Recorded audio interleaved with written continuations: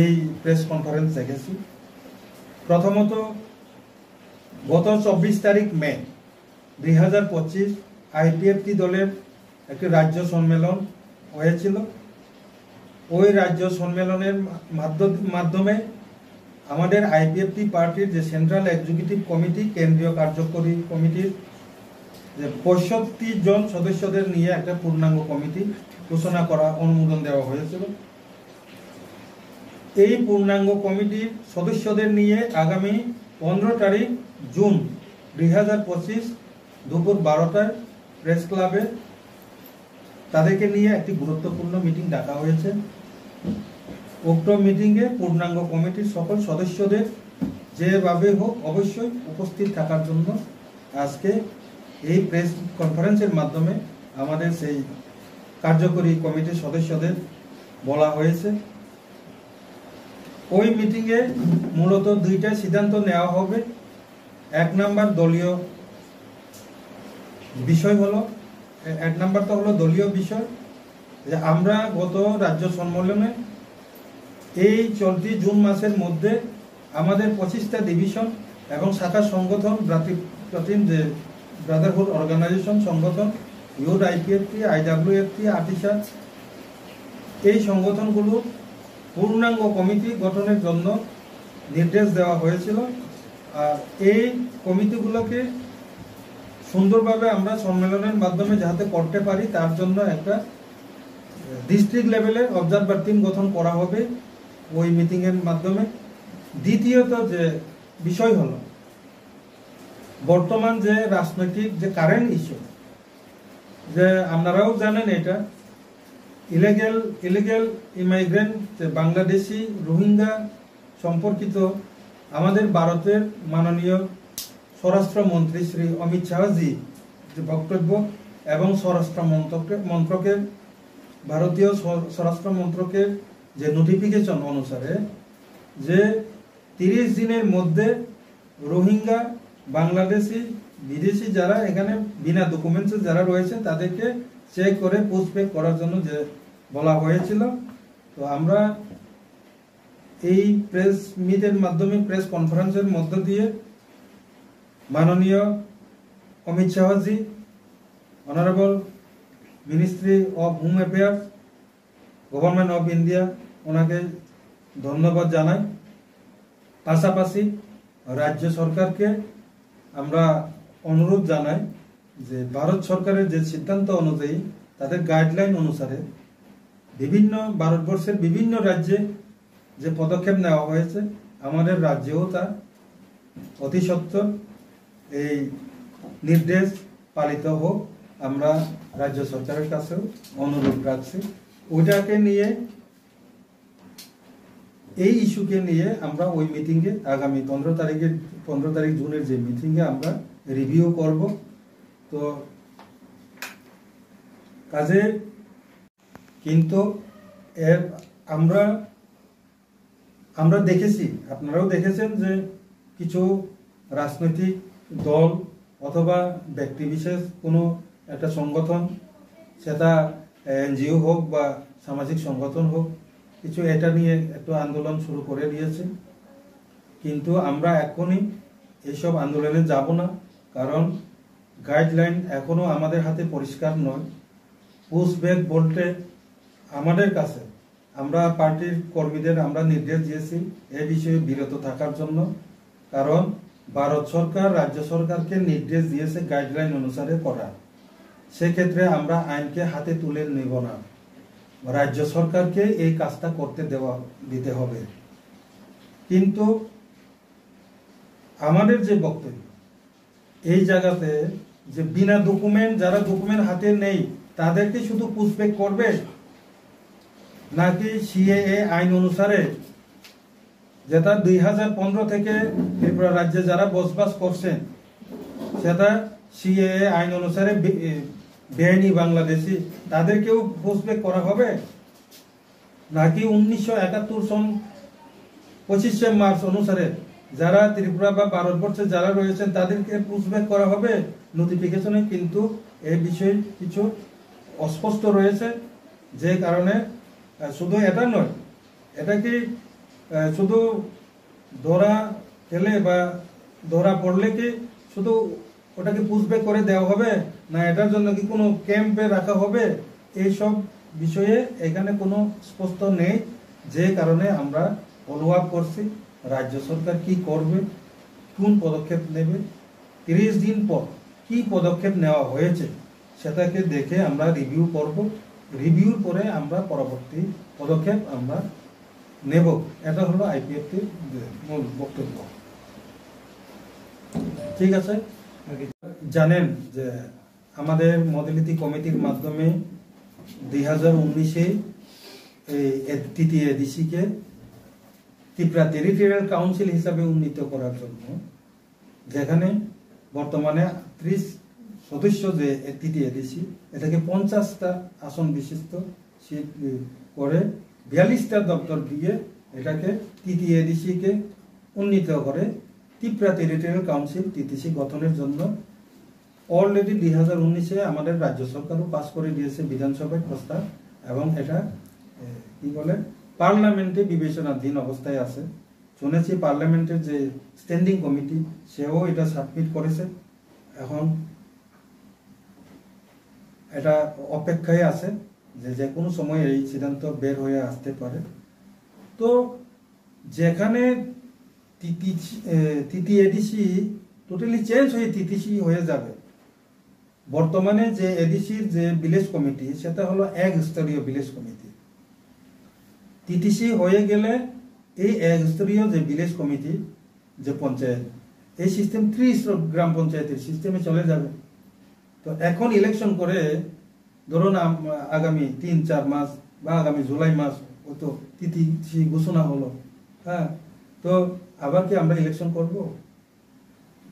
আমাদের প্রস্তাব এখানে যেহেতু মডেলিটি কমিটির মাধ্যমে আইপিএফটি বিজেপি যে চুক্তির মাধ্যমে যেখানে টিটিসি দেওয়ার কথা বলা হয়েছে, পাসও করা হয়েছে, সেটাকে ইমপ্লিমেন্ট করো এবং ওই টিটিসি আইন অনুসারে এখানে 30 পঞ্চায়েত সিস্টেমে ভিলেজ কমিটি ইলেকশন হোক, আমরা এইটা চাই।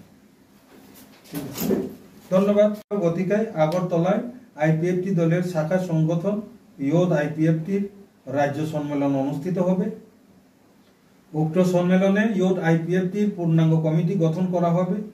এই সম্মেলনে ডিভিশন থেকে সমস্ত ইয়ুথ আইপিএফটির সদস্যরা যাতে উপস্থিত থাকতে পারে তার কমিউনিকেশনের জন্য আইপিএফটির পার্টি ডিভিশন কমিটির সমস্ত প্রেসিডেন্ট এবং সেক্রেটারিদেরকে দায়িত্ব নিতে বলা হয়েছে।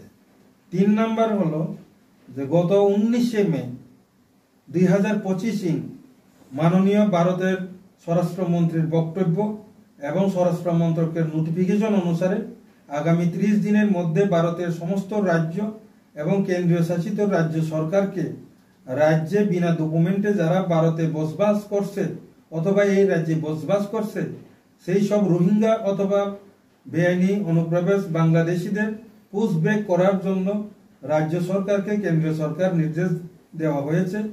তার জন্য আইপিএফটি পার্টি ভারত সরকার তথা ভারতের মাননীয় স্বরাষ্ট্রমন্ত্রীকে আবারও আমরা শ্রী অমিত শাহজিকে ধন্যবাদ জানাচ্ছি। পাশাপাশি ত্রিপুরা সরকারকেও স্বরাষ্ট্র মন্ত্রকের গাইডলাইন মেনে নিয়ে প্রয়োজনীয় পদক্ষেপ নেওয়ার জন্য দাবি জানাচ্ছি।